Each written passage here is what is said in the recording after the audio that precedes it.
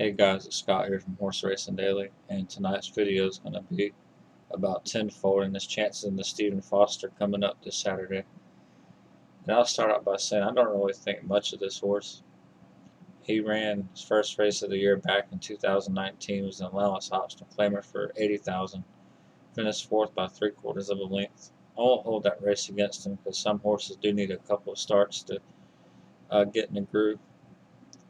And you might remember from the Derby trail last year as a 3-year-old. He ran in the Arkansas Derby, the Preakness, Belmont, won the Jim Dandy, and then finished 7th in the Trevors. So you'll know a lot of them by name and by the trainer, so he's going to take a lot of money based off of that.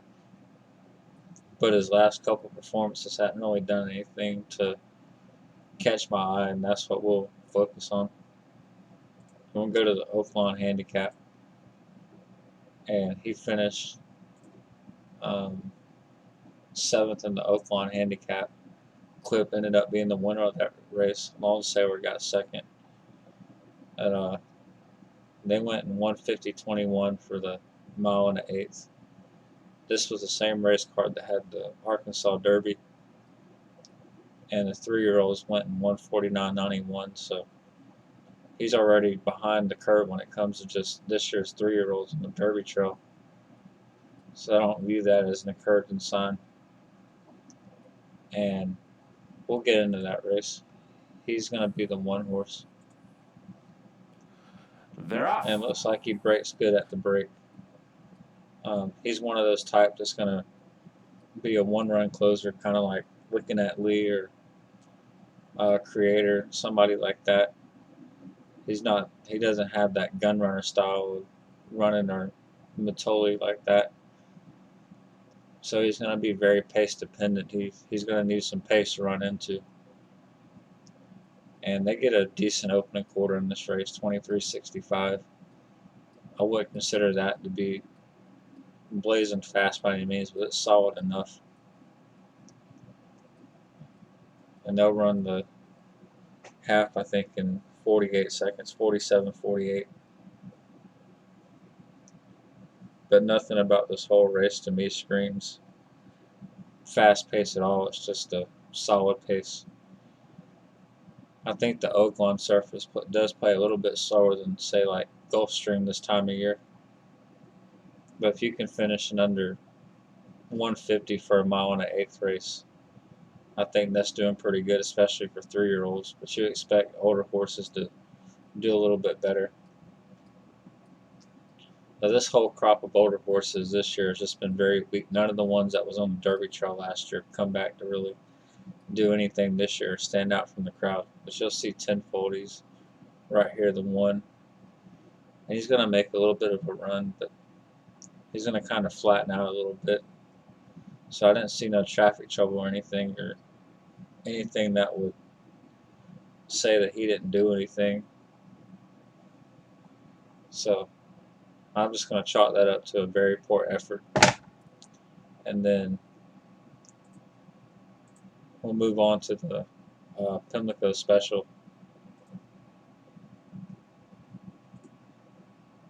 And he ended up being the winner of this race, but they ran the mile and a quarter in 2:02.36. They ran 23:82, 47:44, 1:11:44, 1:36:22.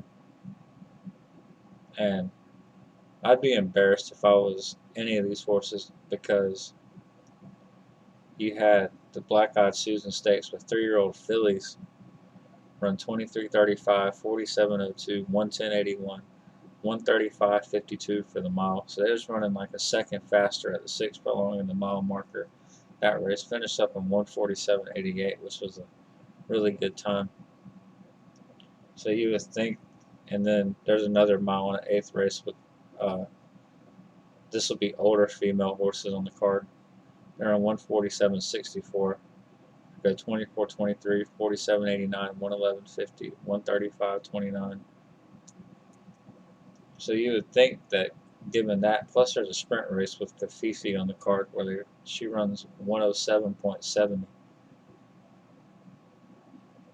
Here it is. See, 1:07.70 after set 22, 24, 44, 43:56:01. Just a very impressive performance. So to see that they ran the mile and a quarter in 2:02.36, that's embarrassing. You'd expect the time of that race to be around the 2-minute mark if you stay on par with some of the other races the way the track was playing that day. And he's the number 8 horse in this race. Side there too. And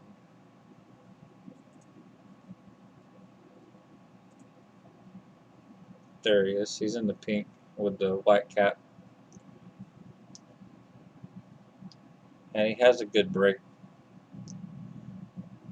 I don't know why the pace seemed to fall apart like it did, because I didn't think the pace, given the way the track was playing, was all that fast. It seemed like it was I don't want to say they were crawling on the front end, but it just seemed like a fair pace. And you're going to lose sight of Tenfold for a second, but he's coming on the screen on the inside.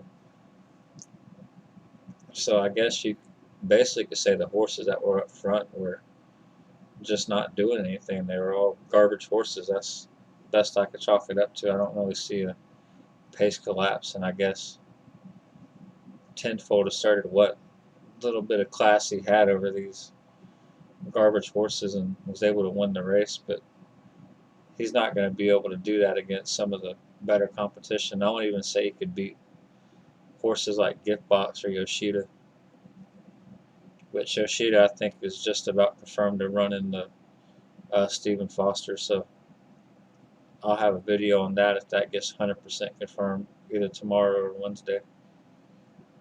But you see Tenfold at the back of the pack here on the inside, just kind of biding his time.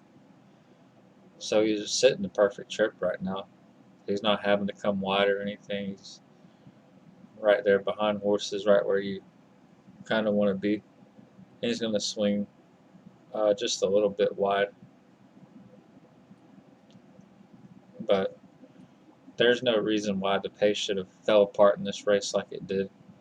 And Tenfold's going to knife through those horses right there.